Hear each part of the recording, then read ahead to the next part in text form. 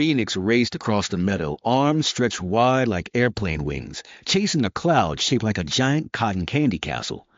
Their purple jacket flapped in the wind, and their yellow rain boots squelched through the dewy grass.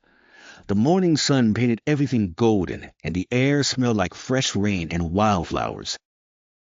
"Come back here, you fluffy troublemaker," they called to the cloud, laughing as it drifted just out of reach. Their curly black hair bounced with each leap, and their brown eyes sparkled with determination. This wasn't just any cloud. It was the most beautiful cumulus formation they'd seen all week, and their cloud collection journal absolutely needed its portrait. The cloud drifted toward the old oak tree where Grandpa Chen sat in his favorite lawn chair, newspaper in hand. He looked up as his grandchild approached, breathless and beaming. "Caught any good ones today?" Grandpa asked, folding his paper. "Almost. Look at that one, Grandpa. See how the edges curl like dragon scales? And the bottom is flat as a pancake. That means it's full of water droplets just waiting to fall." They pulled out their weather journal, already flipping to a fresh page. Grandpa squinted at the sky.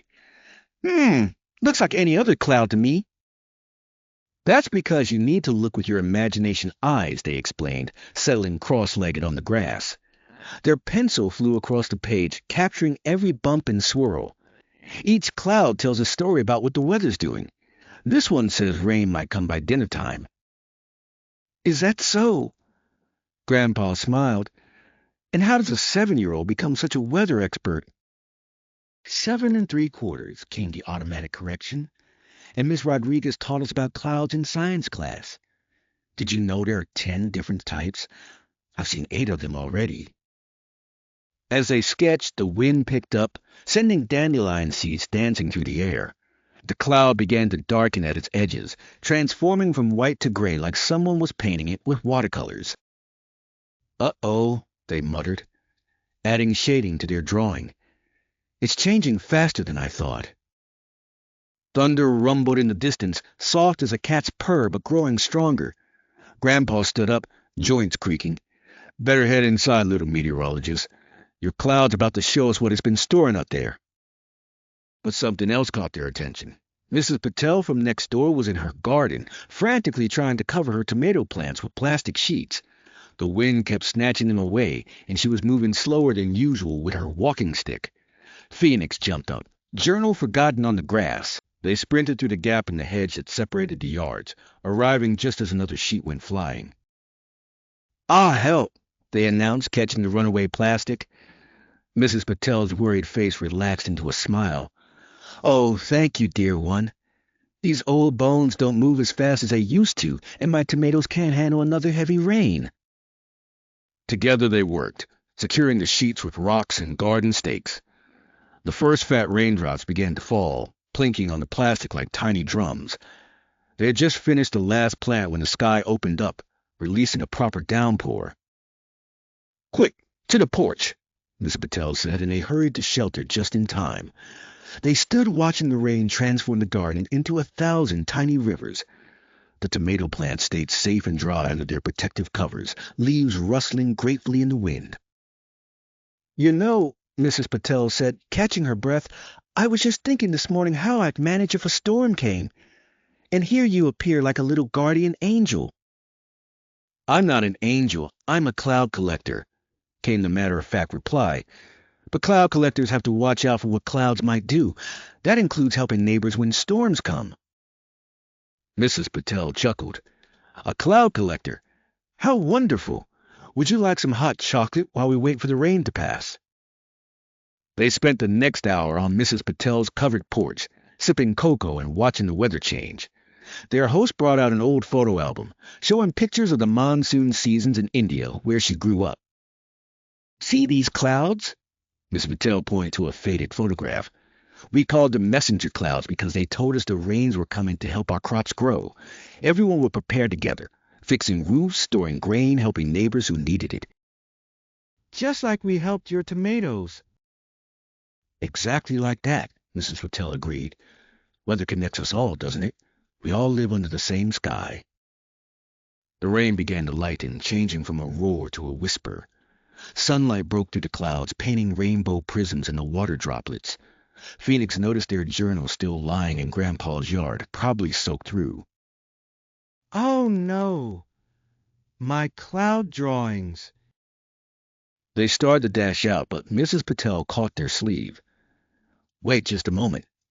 She disappeared inside and returned with a large Ziploc bag and a new notebook with a waterproof cover. For your next collection, a cloud collector needs proper equipment. Really? For me? They hugged the notebook tight. Thank you, Mrs. Patel. Thank you for helping me save my garden. Now run along. I see your grandfather looking for you. Phoenix splashed through the puddles back to their yard, where Grandpa stood holding the soggy remains of their old journal. I tried to save it when the rain started, but I wasn't fast enough, he said apologetically. They looked at the blurred pages where their careful drawings had become abstract watercolors. For a moment, disappointment tugged at their heart. Then they noticed something amazing. The rain had transformed their cloud drawing into something even more beautiful, all swirling blues and grays like the storm itself had painted its self-portrait. Grandpa, look! The rain made art. He peered closer. Well, I'll be. It did, didn't it? And look what Mrs. Patel gave me. They showed off the new waterproof notebook. She said cloud collectors need proper equipment.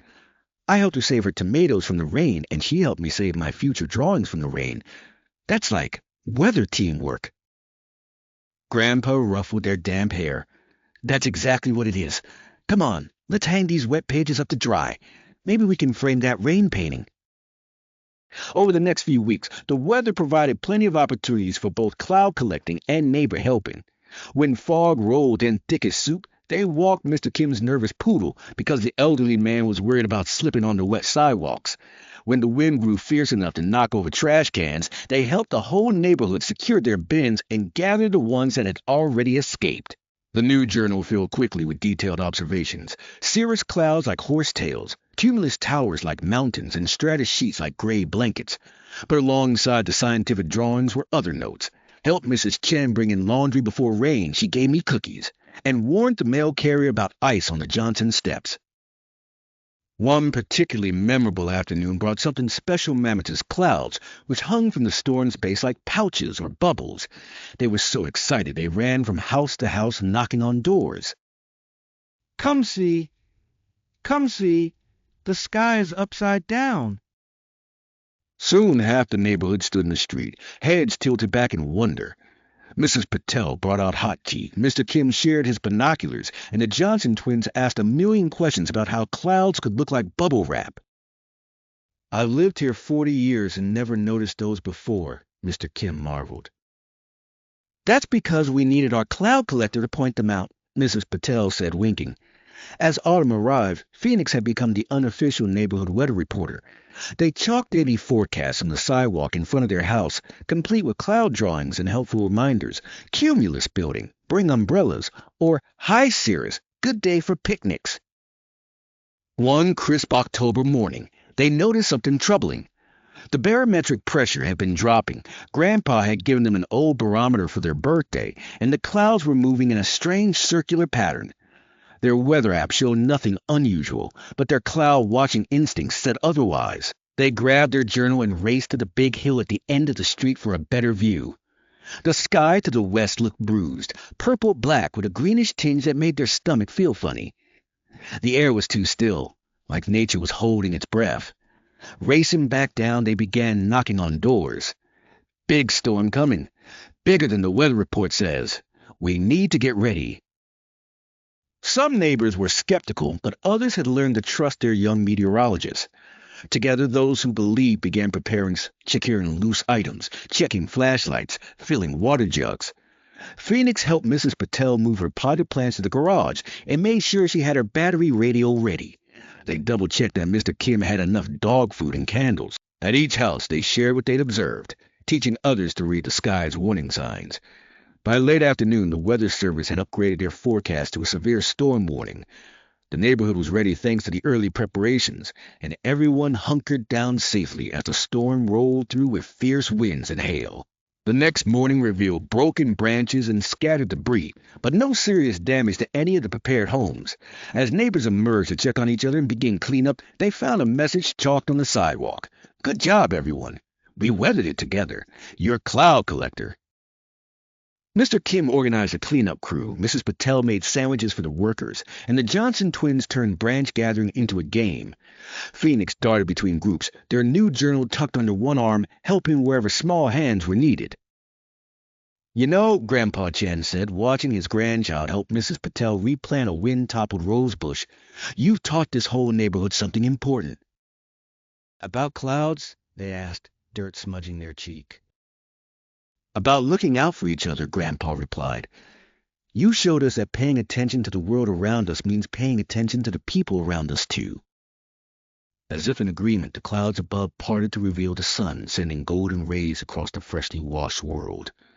Phoenix looked up and smiled, already reaching for their journal to capture the way the light transformed the ordinary street into something magical. Hey, Grandpa, look at that cloud over there. See how it's shaped like a heart? Grandpa squinted, then smiled.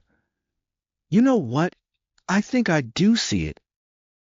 That's because you're learning to look with your imagination eyes, they said proudly. Want me to teach you about the different types? I know all 10 now. As they settled on the porch steps, journal opened between them. Neighbors continued working together in the background, sharing tools, swapping stories, checking on each other. The storm had passed, but the connections it had strengthened would last much longer. And above them all, the clouds continued their endless dance across the sky, carrying their messages of weather and wonder to anyone who took the time to look up and care.